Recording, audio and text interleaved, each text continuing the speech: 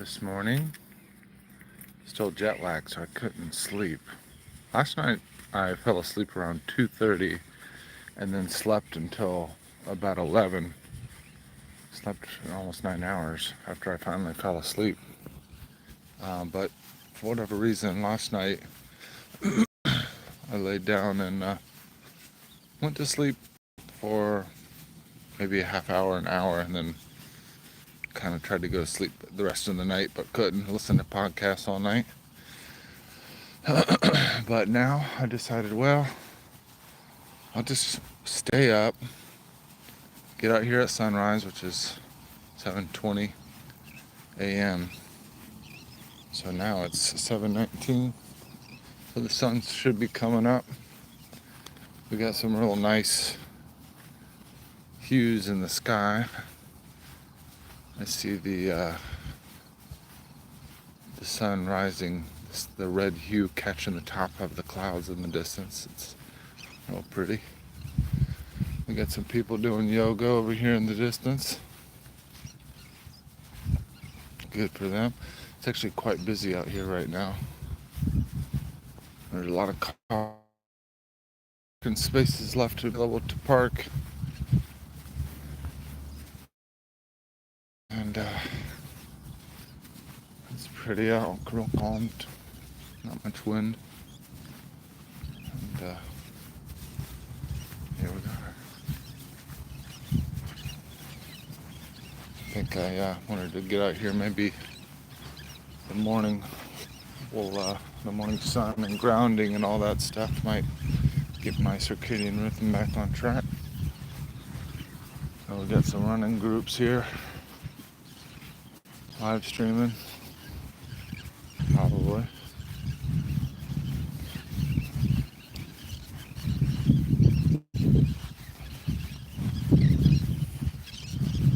I do kind of feel like a jackass holding my phone while I'm walking. This is not a really natural state for me.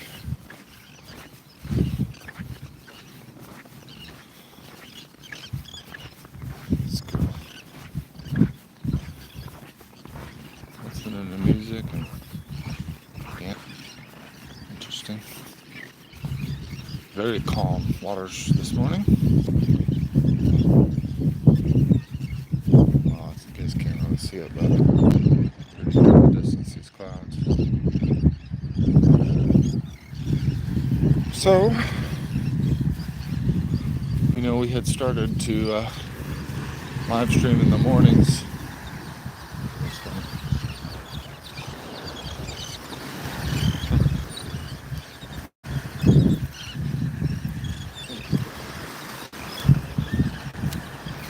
We started live streaming in the mornings while we were walking on the bridge to kind of prepare for our trip.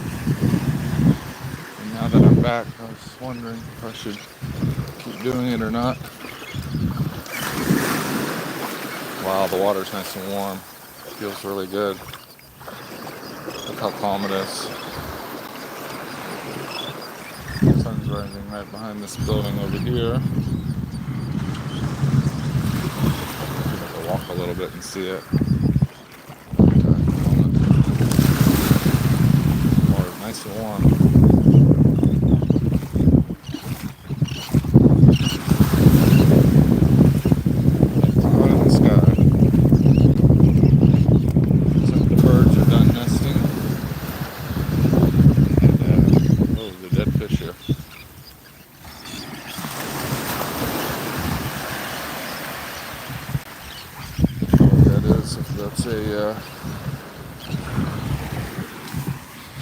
That's not sure what kind of fish that is.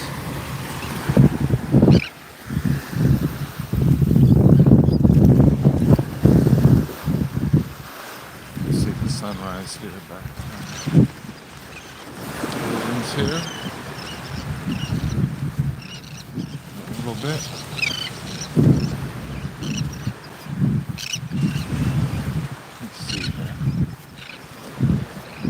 Still too close to the horizon.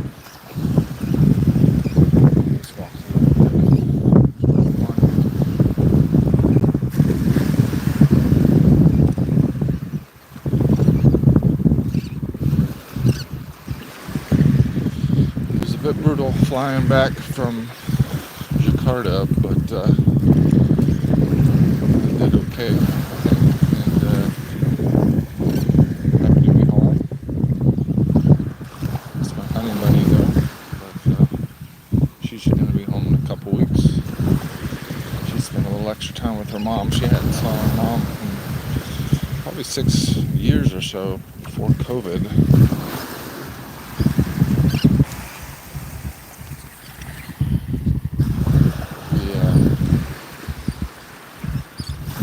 Recap the trip. If anybody had watched the lead up and our live streams on the trip,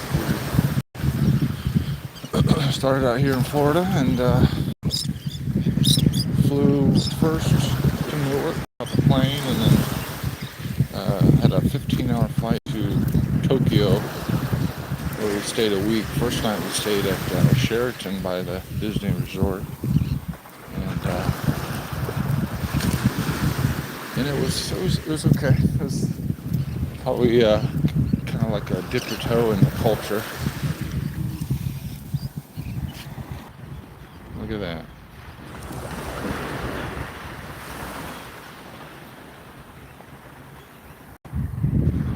Beautiful sunrise.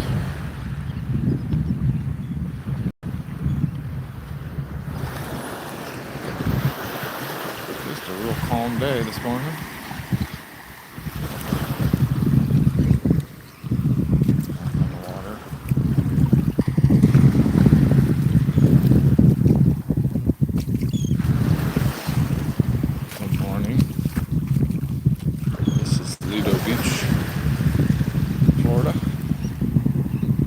Sarasota.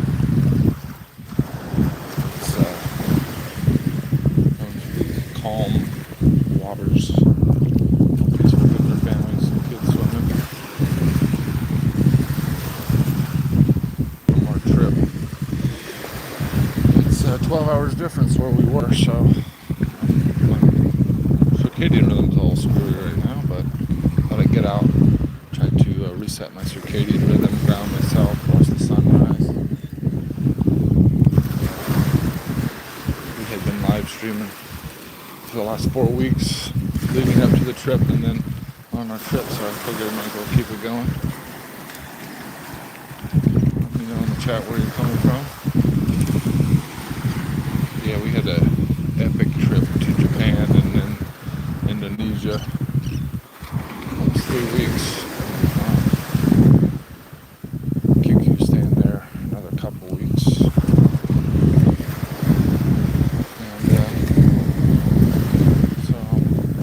Solo to this morning. Usually she's walking with me.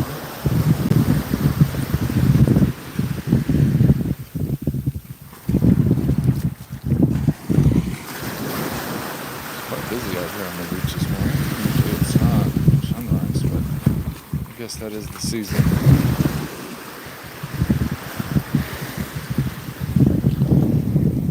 It's a beautiful day. Light therapy.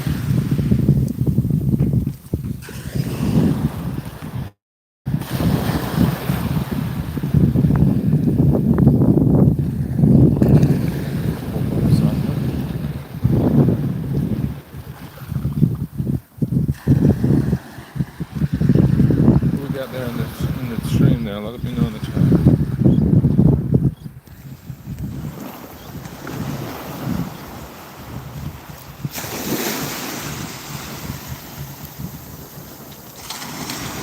Lido Beach, Sarasota, Florida. It's beautiful.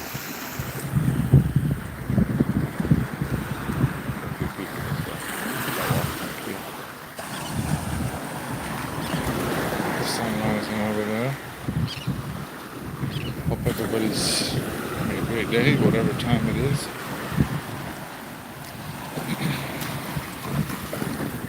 Wow, we got a little rowing group there. Distance.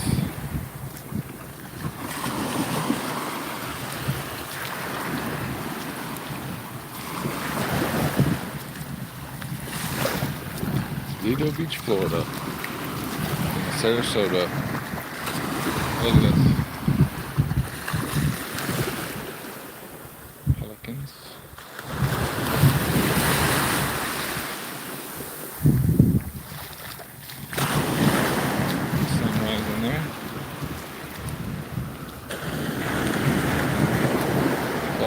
anybody follows Jack Cruz, he says make like the Sphinx and ground yourself and face the sun rise in the morning, and that's basically the best thing you could do for your health every day. Easier said than done sometimes, but I try to make it a point. You get that red light in the morning, it's supposed to be good for your cells and your mitochondria and everything like that. Anybody in the chat do any sunrise watching for their circadian rhythm? Got a little. This baby might be alive. No.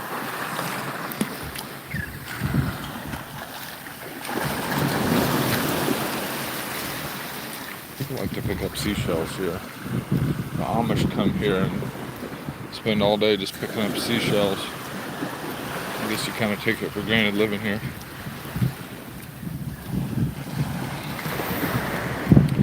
But we had a nice trip. Started off in Tokyo. We stayed at the Sheraton there to kind of get our bearings in Tokyo by the Disney, and it was a big resort. We got some video of that. We're going to be posting everything soon, so like and subscribe if you want to see the video recap of our about almost 3-week long trip. Starting in Japan, Tokyo, and then we went to the Izu Peninsula, which is about a 45-minute Shinkansen stop to a Tommy station there. And a Tommy station we really liked because it was kind of like a little bit, it was far enough away from Tokyo to where it felt like a kind of quaint town, but it was a fairly big seaside city, and it was kind of where the mountains go into the ocean there, so it was kind of a cool little geography in that city. But it's a Tommy station. They have a cool little traditional market that I walked down and got some video there. There's a live stream there as well. And it was kind of a first little taste of the culture there in a Tommy station. Just outside the station there, they have a natural hot spring that the locals go to there to relax, and they put their feet in it, so you could kind of go to a little vending machine and get a towel to dry your feet off. It says the Tommy Station on it, and so you just soak your feet in the warm water. It's kind of cool. They're in Japan, they're really big on onsens, which are natural hot springs, because it Japan's mainly volcanic activity throughout the whole thing, apparently. And so the Tommy Station hot spring was like my first chance to dip my toes in it, literally. And from there, we took a train to Kawazu. Kawazu's down on the lower part of the peninsula, on the Izu Peninsula. And we stayed at a nice resort on the ocean there. And you could see the sunrise from the window. It ended up being really cool. And that next day, when we woke up, we walked to the Kawazu station into town, about a 20-minute walk, and it was a pretty cool walk. We'll be posting some video on that as well.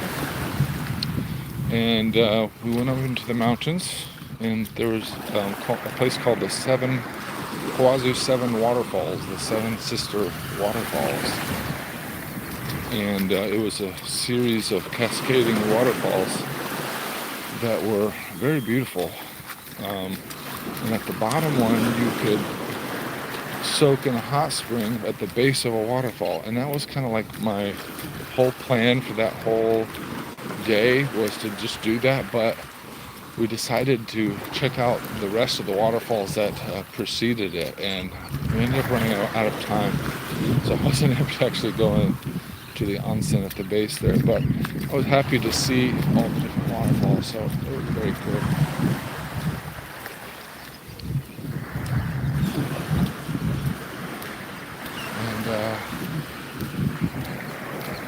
from there, we took the train back, which is a kind of scenic oceanside train. Went back to Atami, rented a car, and then went to the Mount Fuji region, which is a town called Oshino. And in Oshino, there is, Oshino has this really iconic, Instagrammable spot of this temple, this pagoda that overlooks, and in the background you can see Mount Fuji. It wasn't cherry blossom season, so it wasn't the full presentation like it is in the photo, and there wasn't any snow on the top of Fuji, but it was very cool. And so we stayed the night there. We also went to a small village nearby called Oshino Hakai.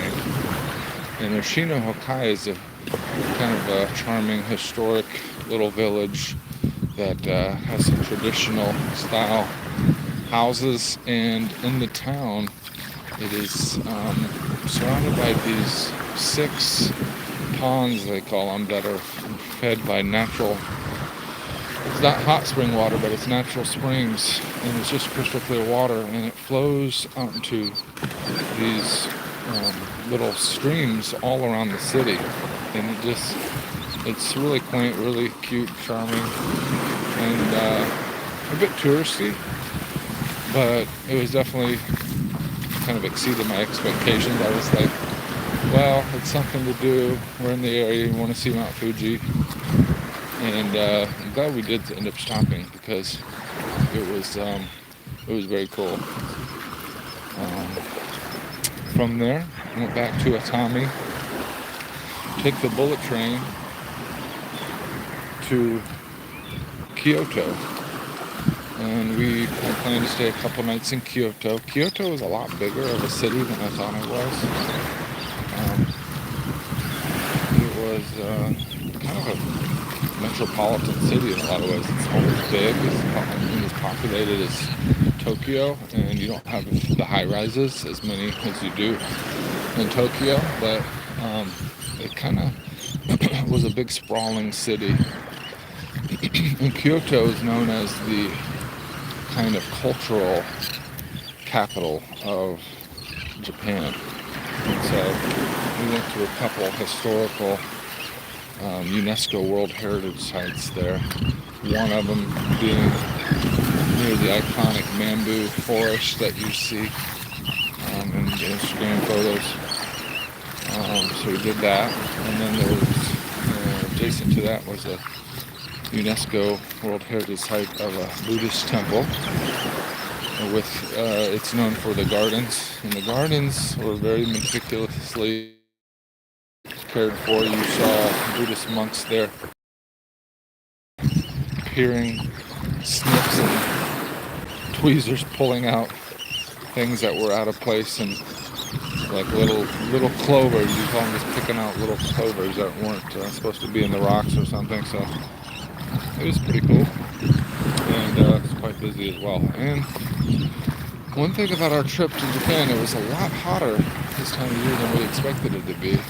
One day it was 93 degrees with the humidity of feels like 107 in Fahrenheit, so it was incredibly hot, and lugging around our luggage and going around the city in such a frantic pace was pretty exhausting, to be honest with you, especially with the jet lag.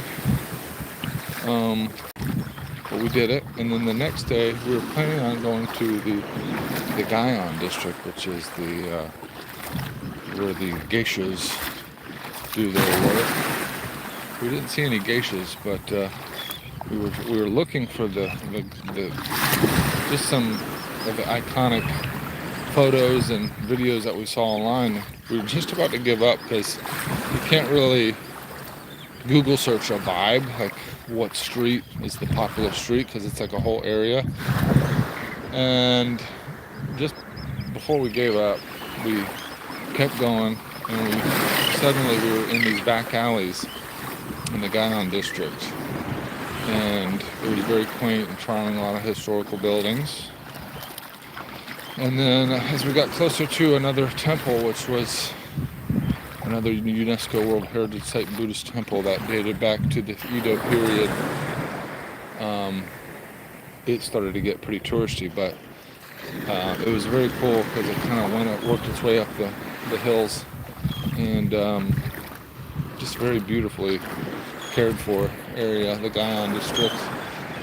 And we went to this temple that was another UNESCO World Heritage Site, and it was less for the gardens because it was a big property, but more about the pagodas and the temples there. And it was very impressive how well these pagodas were maintained and the craftsmanship. It was really beautiful. Tons of people there, very hot. But I'm glad we did it. I'm glad we found it and didn't give up on that.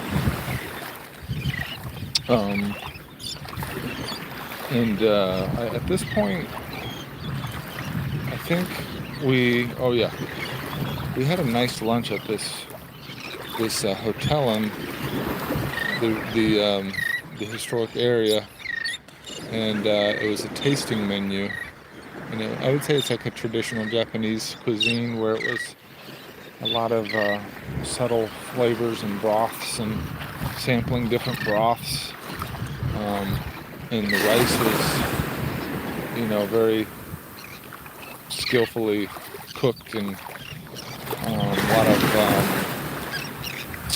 lot of fermented vegetables and seaweeds and stuff like that. So it was really, I felt, a good representation of what Japanese food had to offer. But what you saw mostly throughout the city was ramen. So ramen, soba noodles, various kinds of noodles. And as much as I can appreciate a good bowl of ramen, it kind of got a little repetitive. So having that meal was very nice. And I'm glad that we really went all out and got a real sense of the artisan, the craftsmanship, and of the cooking there, what it could be. And we probably ate like Japanese emperors would have. But from Kyoto, we got on the Shinkansen and went to a small town called Nakatsugawa. And Nakatsugawa was in the mountains, more in the central part of Japan. And it was kind of a small, quaint town. It wasn't as touristy, but we stayed at a resort that was mainly used by the locals, which had a natural onsen hot spring in the resort. And so it was my first onsen experience.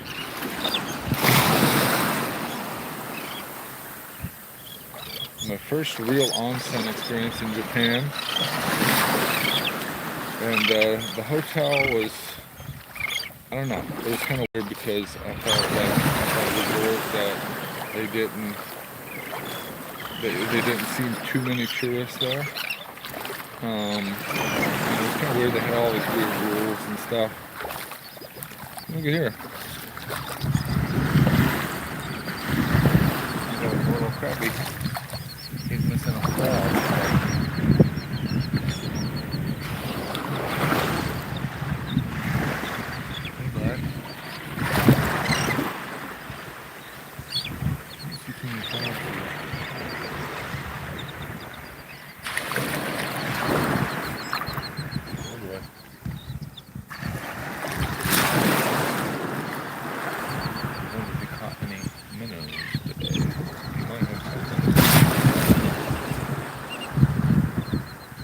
Crab.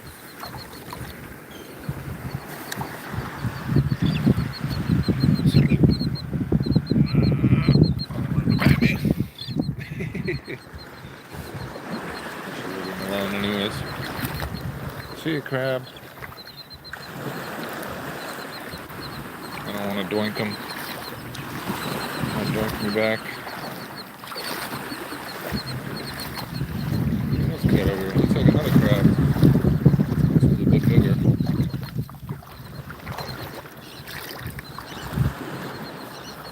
Look at that bad boy.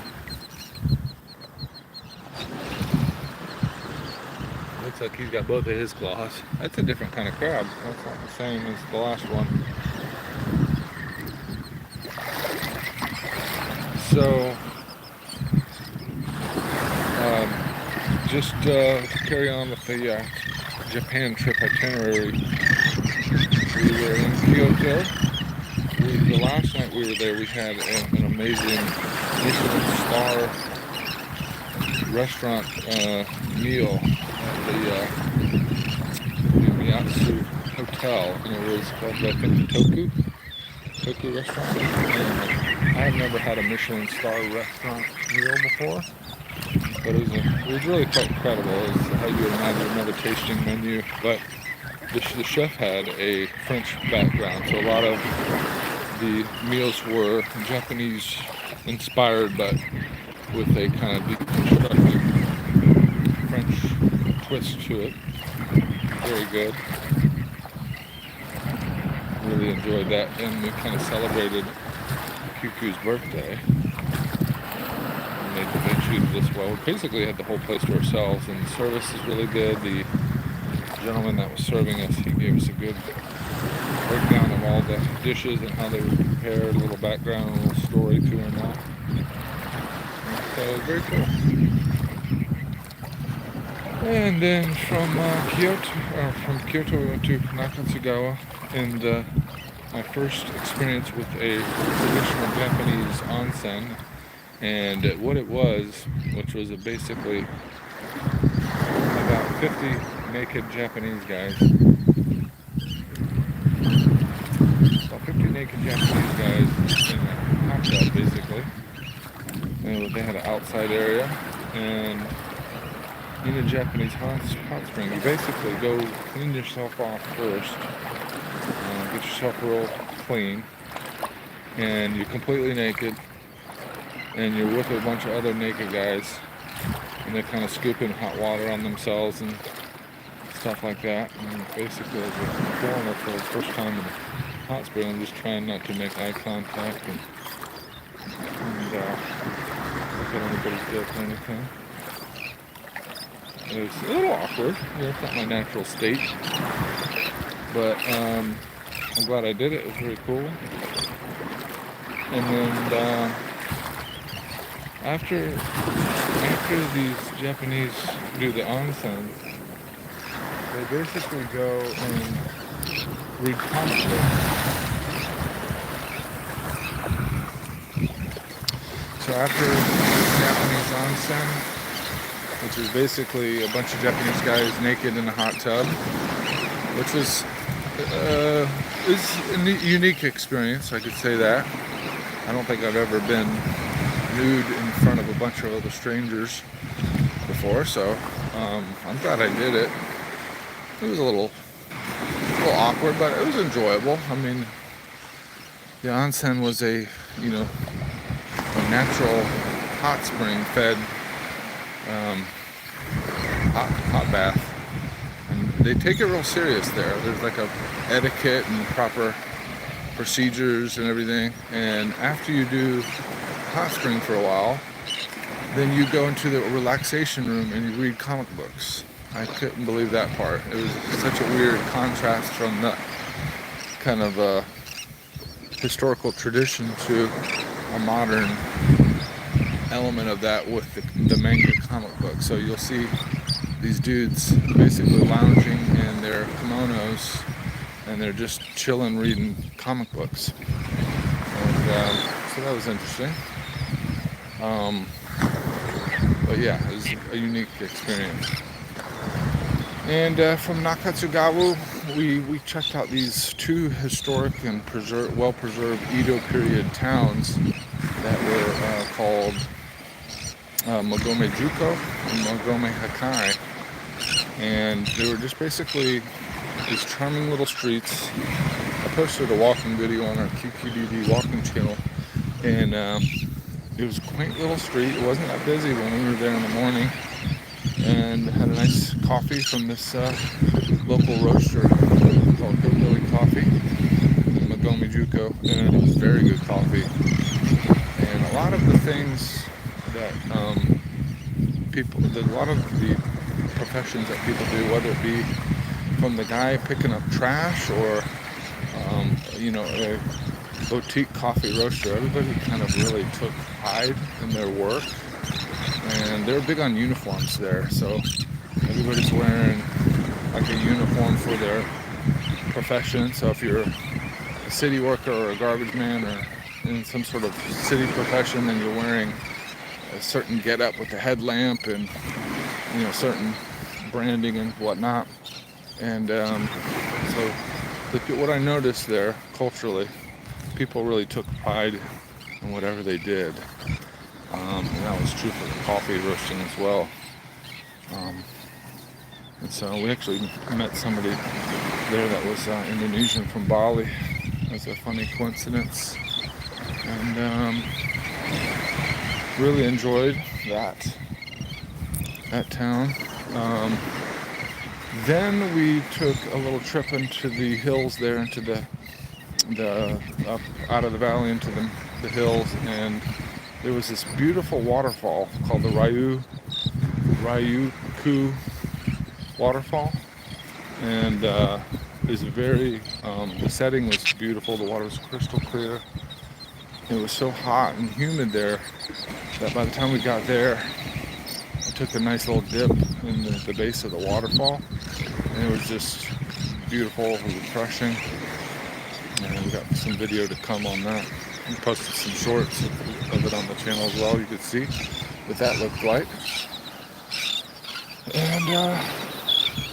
And so we stayed 2 nights at the Nakatsugawa Resort and had rented a car, which driving itself was a unique experience. If you've ever gone to a foreign country and driven, it's really an intimate way to get a feel for the local environment. And you kind of see everything at the speed of the car passing by and everything. Driving there was on the left side of the road and the car was on the right side. And so I could say that quite a few times I hopped in what would be the driver's side here to realize I'm in the passenger side over there. But it was fun driving. Everybody drives like the speed limit there for the most part. So you could be on a highway and the speed limit is 50 kilometers, which in the States would be like 40 miles an hour, and everybody was going the speed limit. And I knew they were pretty big on, if you break a law, you're getting a ticket. There's no questions asked. So I did my best to maintain the proper speed limit. But it was very low-key driving. And QQ, she thought she could drive there. She's not really accustomed to driving a car yet, but there she felt like she could drive there. So it was nice. It was pleasant. It was better than, like, say, driving through the chaos of Miami or something like that, where people are really aggressive drivers. So that was pretty cool driving. And then so from Nakatsugawa, we returned the car and then got on the bullet train. Went back to Tokyo, where on the last day we were planning on seeing a sumo tournament. They had a sumo tournament. We had looked it up before leaving, and there was basically the real sumo tournament in the sumo arena, which is this building just for sumo. And we were excited because we got tickets, and it's really hard to get tickets.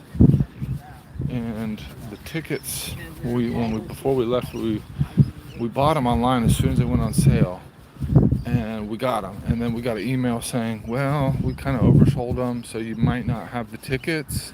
We'll let you know. And then we got an email saying, yes, you got the tickets, but we're moving your seats.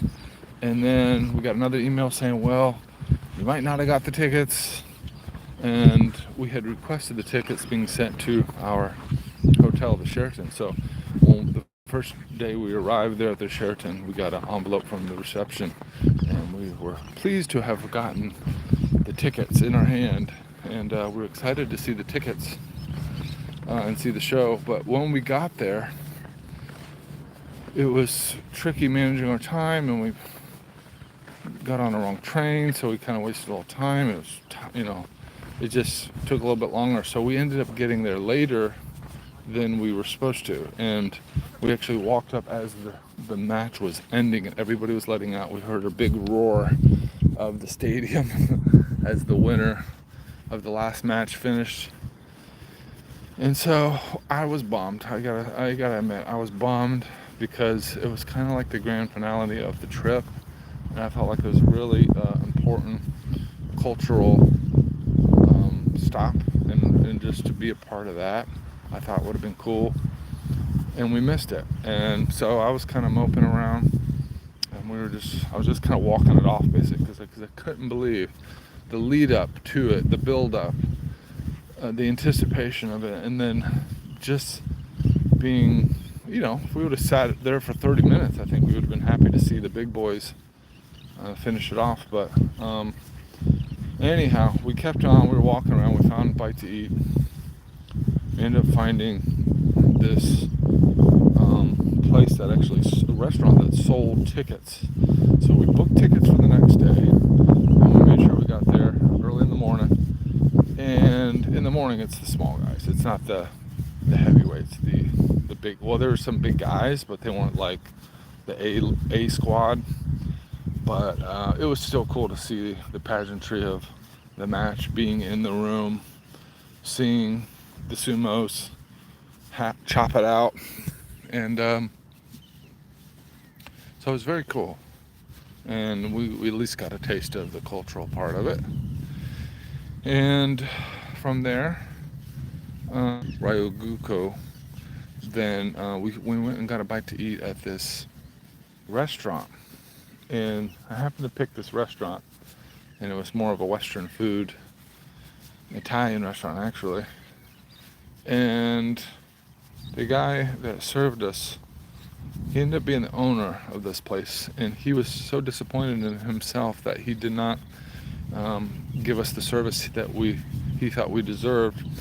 He ended up buying us free drinks, beer, served us, and he came back and apologized emphatically with the, like a, whatever they call that, with the brown gravy. And what he delivered to us, he goes, "This is an A5 Wagyu steak. I'm sorry for the delay." And so he gave us a beautiful Wagyu beef steak, and cooked it very beautifully. And it was awesome. It was really good, really tasty. Lonnie had a pizza, and the pizza there was different as well. We had a couple pieces of pizza, and the pizza, they use, I don't know what they use for the crust, but it's very thin and crispy, light, fluffy, flaky, and very good. Now the bacon's not what you would expect, but so it was a very good meal. Had a nice little moment. That guy ended up, he had just opened up. He had only been open for 2 months, and so he was really aiming to please. So it was very nice. It was kind of a cool little moment, connecting with this guy, talking with him, and that was our last day. Then we went back to the airport in the morning, and we had got to Indonesia, flew into Jakarta, another 8-hour flight. It was nice to kind of break it up, but there's an 8-hour flight to Jakarta from Tokyo. We stayed a night in Jakarta at the airport, nothing fancy.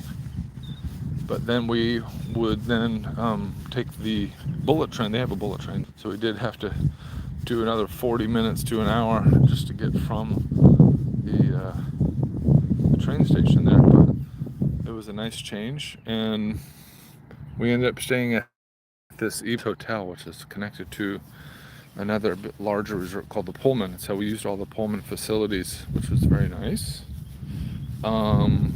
I had a massage there, which seemed like it might have been a little bit of a funny business situation. One of the massages, the girl asked me if I got a lot of massage in the States, and I said yes. And she said, what kind of massage do you do? I said, well, it's like, Thai massages and Swedish massages, and she goes, do they do any prostitute? I said, yeah, it's actually quite a few. And she goes, you ever try? I said, no. And I told her, I had told her I was married, but she goes, you good husband? I said, yes. So I'm pretty sure I was getting propositioned there to have a little bit of a sexual thing.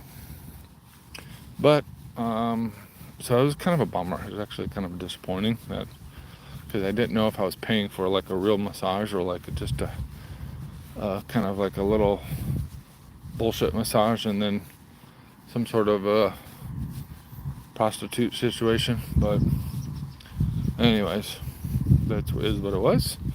But the resort was overall nice, and it was nice to stay like as a boule, as they call it, not like a local. Then we got on the train, did a 6-hour train ride from Bandung to Yogyakarta, and in Yogyakarta is where the Borobudur temple is. And the resort was the Manahara Resort, and the Manahara Resort was really nice. And these big grounds, so you felt secluded, and the resort balcony of these little cabins overlooked the temple, the Borobudur temple. So it was really a lovely setting, and it was really nice there, relaxing. So finally get to a place where we could relax a little bit.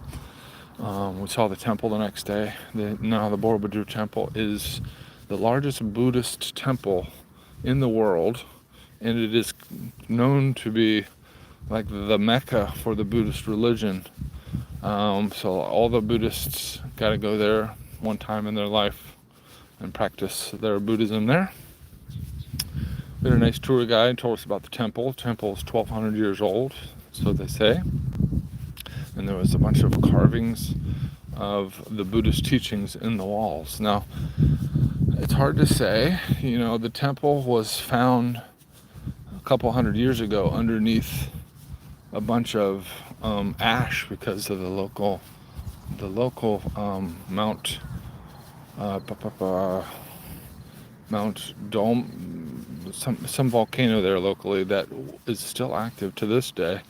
It kicks out a bunch of ash. So it was under ash. So the locals didn't even know it was there a couple hundred years ago, and it took a Dutch person to rediscover it, and then it was cleaned up by another guy, a British guy, I believe, and it was kind of fixed up again, and there was some bricks missing, I guess, originally, so they had restored it. There were a lot of the Buddhist temple heads that were removed because they were souvenirs for people, and so it was pretty much intact for the most part, but it was nice, and it was cool. It's one of another UNESCO World Heritage Sites, and so that was pretty cool. And then on the final day, we went to this resort on the ocean there. It's called the Edge Resort in Yogyakarta, and that resort was the most amazing place. You could see a short reel that I posted with the view. It was up on a mountain. And it was, the driver was telling us it was once underwater, but with the volcanic activity, it pushed up. So it's this sheer cliff edge that drops straight down from this rocky cliff. And it's pretty high up. And the resort is perched right on the edge of this cliff with these beautiful views, infinity pool. I got another massage that was open air massage with the waves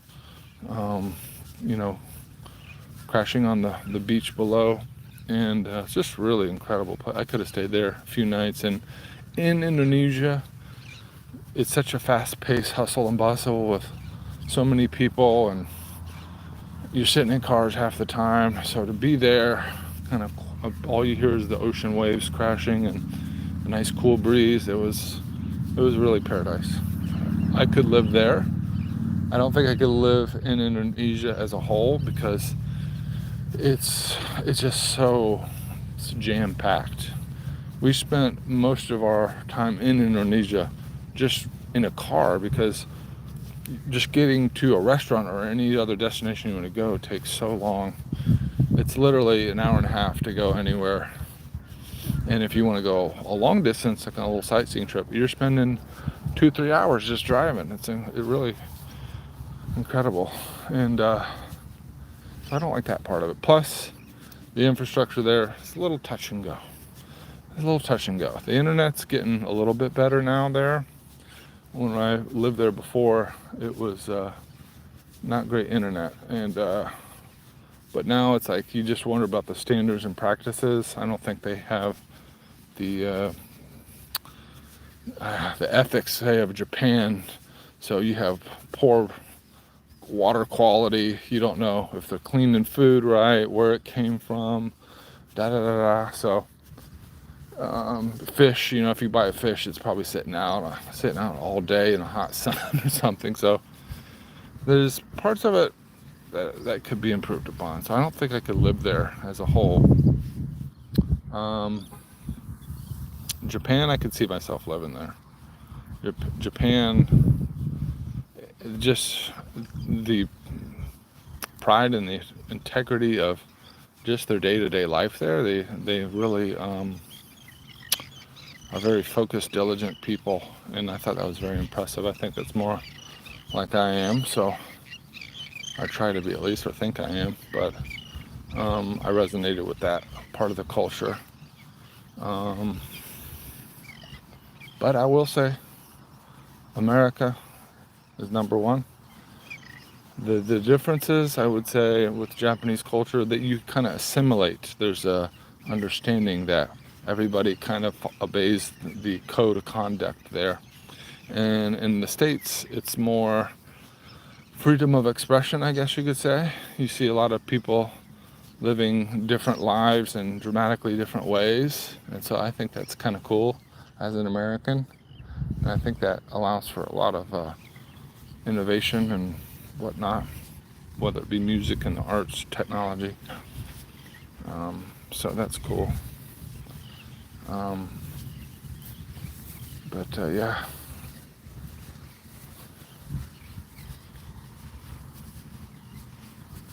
Good morning.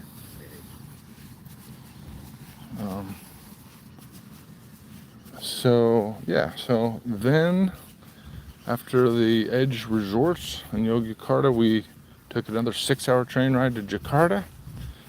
Did another hour and a half from the train station to the hotel airport. And then it was a 6-hour flight to Tokyo.